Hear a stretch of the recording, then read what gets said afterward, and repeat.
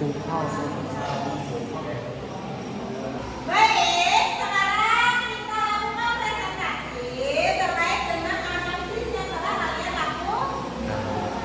Silakan untuk presentasi kita persilakan untuk pertama kali kepada kelompok 1 beritung tangan.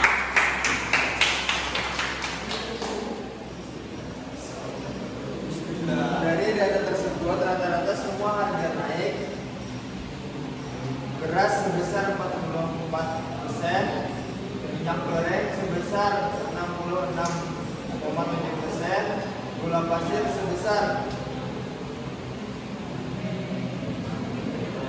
36%, telur ayam sebesar 45%, daging ayam sebesar 42,9%, mie instan sebesar 40%, sabun mandi sebesar 66,7%, dan air mineral sebesar 33,3%. Oke, beri tepuk tangan untuk kelompok 1. Presentasinya sudah bagus.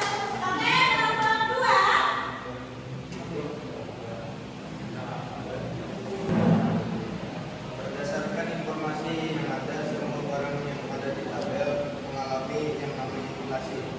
Dampaknya menurunnya daya beli masyarakat, ketidakpastian ekonomi, kesenjangan sosial, dan pengaruh negatif terhadap tabungan dan investasi. Oke, baik.